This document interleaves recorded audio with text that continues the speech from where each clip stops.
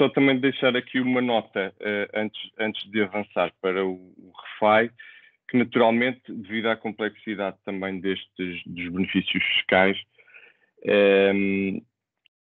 e a própria legislação, portanto, são benefícios que estão previstos no Código Fiscal ao investimento, mas para além desta legislação são também relevantes entendimentos da autoridade tributária, portarias que definem mais especificamente algumas matérias, e é também relevante, por exemplo, a legislação europeia no que diz respeito aos auxílios com finalidade regional e mesmo, portanto, as regras de funcionamento do mercado europeu.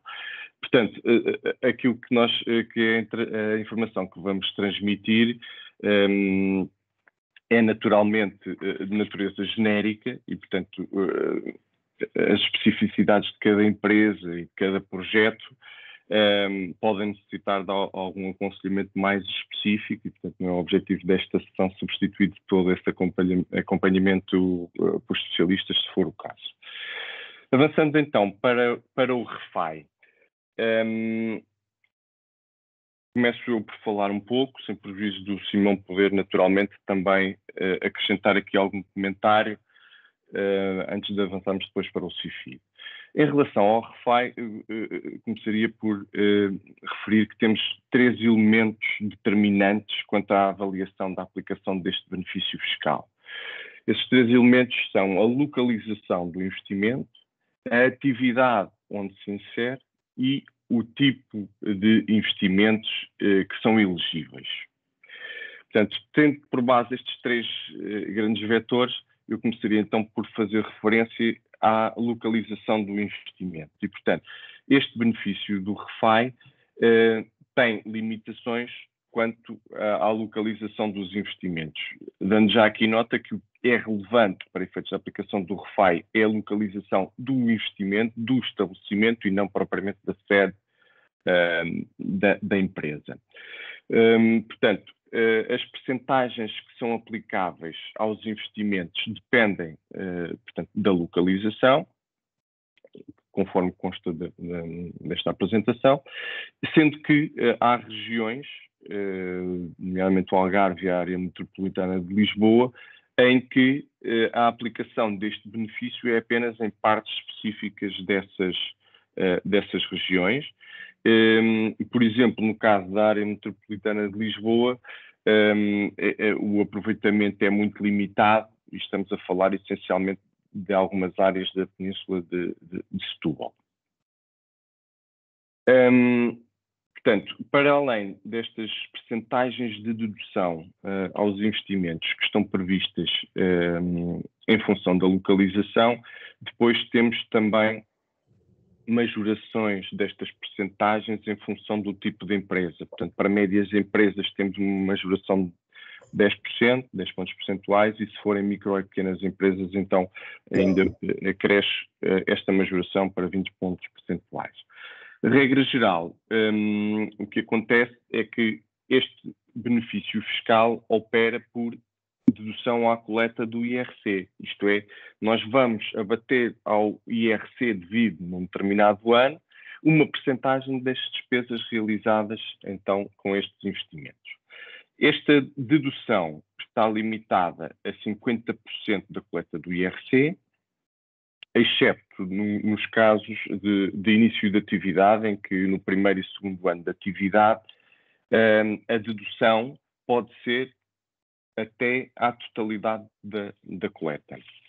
Dar também aqui uma nota que, caso num determinado exercício não haja coleta de IRC, isso não é razão para não se aproveitar do benefício, porque naturalmente nós não podendo utilizar num exercício, temos a possibilidade de o fazer nos anos seguintes e, portanto, temos um prazo alargado de 10 anos para poder utilizar, digamos assim, quaisquer créditos que resultem da aplicação do benefício fiscal, neste caso do RFI. Nós centramos essencialmente esta análise na dedução à coleta do IRC, mas dar também nota breve de que o RFI prevê ainda que possam ser aplicáveis a alguns benefícios fiscais, nomeadamente isenções ou reduções, por exemplo, de impostos sobre património e selo, Sendo que neste caso, portanto, tem que ser reconhecido o interesse do investimento para a região por parte da respectiva Assembleia Municipal. Falando agora daquele que é o segundo vetor a que eu fiz referência, e que tem a ver com as atividades em que se inserem os investimentos.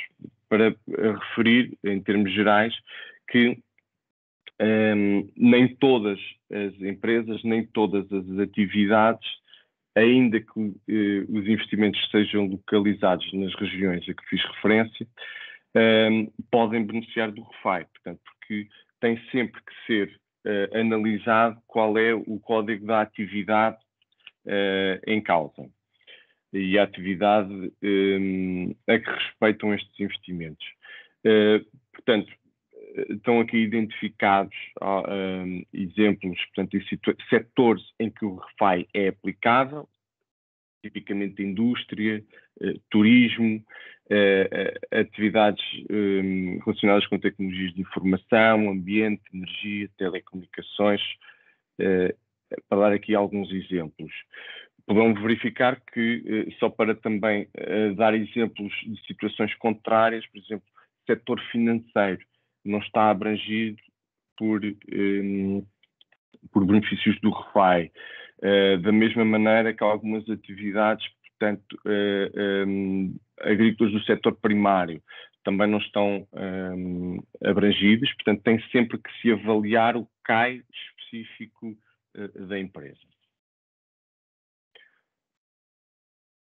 Falando um pouco daquilo que são as condições genéricas para a aplicação dos benefícios fiscais. Portanto, há aqui alguns requisitos, nomeadamente o facto da entidade ter contabilidade organizada, o lucro ser determinado por métodos diretos, ou seja, não ser aplicável, por exemplo, ao regime simplificado, e depois também algumas condições quanto à necessidade de manter os ativos nos quais são concretizados os investimentos durante um período mínimo. Portanto, pode ser 3 a 5 anos, dependendo do tipo de empresa e também daquela que é a própria vida útil desses ativos nos quais é concretizado o investimento. Depois, uma nota importante também é que este benefício do REFAI, à semelhança de outros, não é aplicável se existirem dívidas fiscais ou à segurança social. E, portanto, é aqui importante assegurar que no momento ou no exercício em que se quer aproveitar deste benefício, não existem dívidas fiscais e também que, nessa altura, do ponto de vista prático, são obtidas certidões de inexistência de dívida para confirmar esta situação, que devem ser mantidas pela sociedade. Depois, associado também ao REFAI, há um requisito genérico de que os investimentos têm que contribuir para a criação de postos de trabalho. Portanto, esse é também sempre um dos fatores a ter em consideração na avaliação do REFAI. Por último, falando então um pouco daquilo que eu referi como a terceira vertente, que é o tipo de investimentos que são elegíveis. E aqui, genericamente, falamos de tudo aquilo que sejam ativos, nós tratamos por ativos produtivos. Portanto, tudo aquilo que seja ativos fixos tangíveis que sejam adquiridos em estado novo, à partida podem qualificar para o REFAI.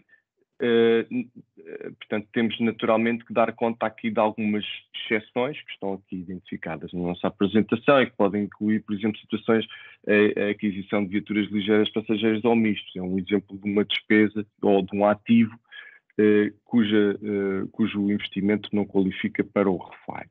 Para além dos ativos fixos tangíveis, também qualifica para o REFAI, portanto, o investimento em ativos fixos intangíveis, como sejam aquisições de patentes, licenças ou outro know-how, e dar também aqui uma nota, só porque este tema surgiu agora com o Orçamento de Estado para 2024, passará no futuro a ser também considerado investimento elegível para o REFAI, também as despesas com criação de postos de trabalho qualificado. Pronto, mas esse é um tema que deixaremos para os anos seguintes. Depois, dar também aqui uma nota que, naturalmente, que se houver algum tipo de incumprimento, nomeadamente no que diz respeito ao período temporal de detenção dos ativos, pode haver penalizações, portanto, não só a reposição dos benefícios que se teve, mas também uma penalização correspondente à aplicação de taxa de juros compensatórios majorada. E depois também dar aqui duas notas finais relativamente ao REFAI. Por um lado, que no âmbito do REFAI são depois aplicados os limites máximos aos auxílios com finalidade regional. Portanto, há aqui limites que têm que ser tidos também em consideração. E, por outro lado, dar a nota que os investimentos que beneficiam do REFAI, portanto, não poderão beneficiar de outros benefícios da mesma natureza. Só também a título final, e para passar então ao CIFID, ao contrário do que acontece, por exemplo, com o CIFID, em que, e o Simão terá a oportunidade de falar sobre isso, a utilização do benefício depende de uma candidatura e da respectiva depois aprovação. No caso do REFAI, estamos a falar de um benefício que é considerado na declaração do próprio contribuinte e, portanto, é o próprio contribuinte que cabe a responsabilidade, quer de preencher corretamente a declaração para poder utilizar o benefício, mas também ter toda a documentação necessária, quer quanto ao cálculo, quanto à verificação das condições, no chamado dossiê do benefício fiscal, que deve constar, portanto, da documentação da empresa. E avançaríamos então para o CIFID e passava a palavra ao Simão.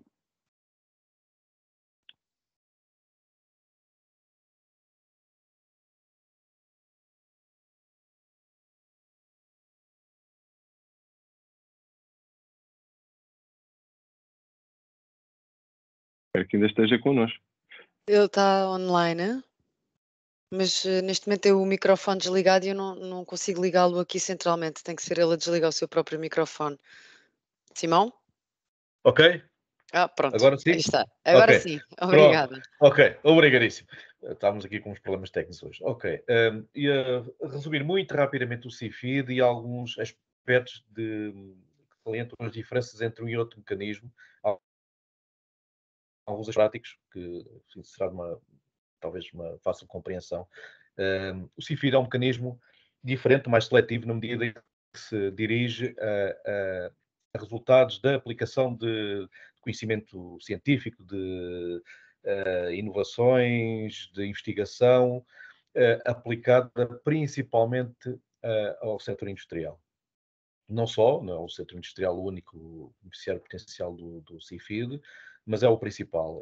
Enfim, é um setor em que, por natureza, pela característica deste incentivo, é muito mais fácil fazer passar aqui o benefício fiscal. No fundo, pensando num novo produto, ou num produto significativamente melhorado, ou num novo processo industrial, as empresas têm necessidade, de alguma forma pontual ou sistemática, de tentar novas soluções, fazer novas abordagens. Isso, na prática, ao realizar isto, incorrem algumas despesas adicionais com pessoal qualificado, que, por exemplo, investiga uma nova variante de produto, algumas matérias-primas que são despendidas nesse processo, alguns equipamentos que especificamente são adquiridos para o tal processo de investigação e de desenvolvimento, e tudo isso traduz-se num conjunto de despesas que são configuradas sob a forma de um projeto e que podemos utilizar para abater também à matéria coletável até 82,5%, dependendo de determinadas características e com um máximo de 1,5 milhão no exercício fiscal. Também, como o Augusto referiu, e estamos a pensar no ano 2023, que foi enfim, o último exercício fiscal, e na possibilidade de redução do IRC, que é liquidado agora em maio próximo, mas também situações em que, por exemplo, enfim, não conseguimos esgotar o benefício no ano em causa, há a possibilidade de reportar, no caso do CIFID, inclusive até 12 anos seguidos. Okay? Ou seja, o benefício não se esgota necessariamente no ano em que estamos aqui a solicitar este benefício. Aspectos muito importantes, como o Augusto bem referiu, entre um e outro processo, a forma como nos candidatamos, na prática, é completamente diferente. No caso do RFAI, não há uma candidatura, assim, de facto, a tal pasta que o Augusto descreveu, que se anexa ao dossiê fiscal, poderá eventualmente ser alvo mais tarde, enfim, no âmbito de uma inspeção, enfim, de algumas questões sobre, e necessariamente quando nós fazemos esse dossiê, a maior correção é desejável e é necessária, porque qualquer incorreção na construção desse dossiê RFAI pode-se traduzir mais tarde numa penalização, ok? A nível por parte da AT. Agora, no caso do CIFID, há a mesma candidatura que é necessário entregar dentro dos mesmos prazos, antes da entrega do modelo 22, em maio, e que depois é objeto de uma análise, de uma potencial correção, enfim, tal como projeto de candidatura a incentivos, é necessária uma validação, uma aprovação por parte da Agência de Inovação, das entidades oficiais. Aspectos muito importantes inclusive na relação, acho que é um aspecto que não tem nada a ver agora com a descrição técnica de um ou outro mecanismo, mas que é um aspecto muito importante no relacionamento comercial entre nós, DFK, e um cliente beneficiário de um destes, ou dos dois sistemas de incentivos, que inclusivamente pode haver, e existem situações em que as empresas beneficiam dos dois.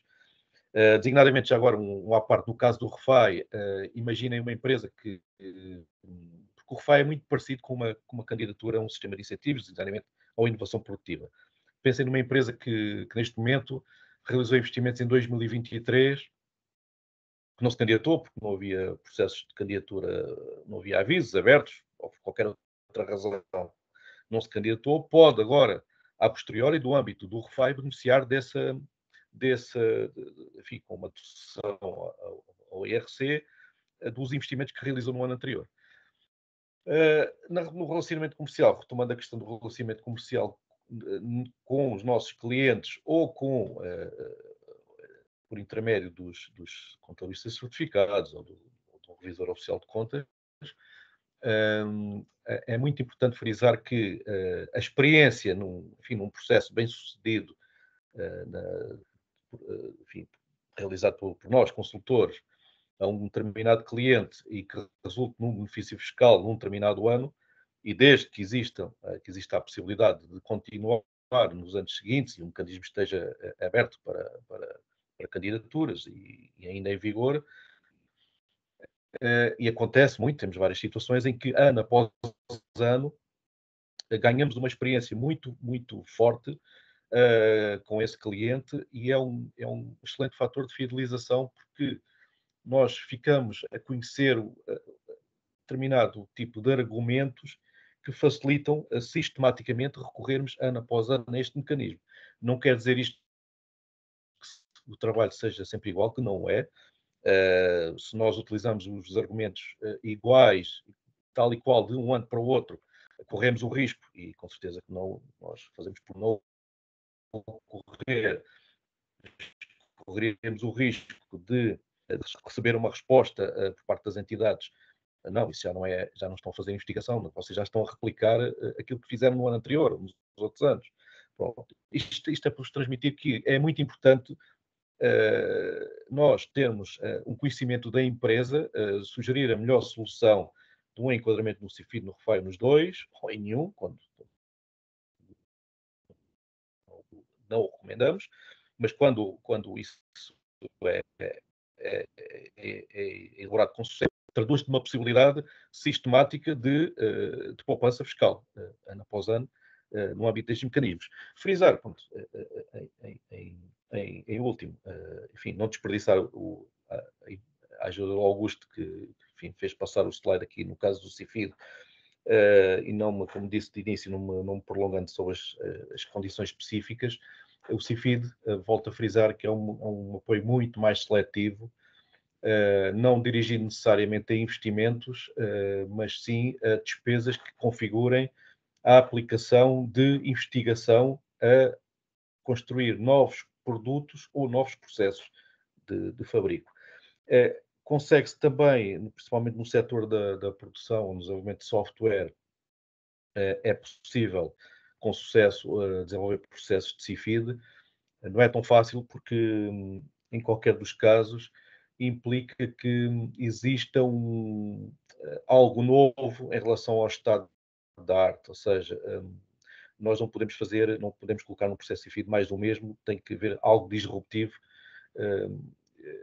Há uma seletividade aqui bastante grande. Devem ter ouvido falar que houve recentemente, nos últimos anos, uma abertura para os fundos de investimento a beneficiarem indiretamente aqui deste mecanismo. Isto tal tem resultado muito bem, é verdade, em poupanças fiscais por parte de entidades investidoras, mas também em alguma introdução de ruído que tem limitado o âmbito deste mecanismo. Para já está válido até durante 24 e 25, vamos ver em termos de continuidade se irá continuar a vigorar.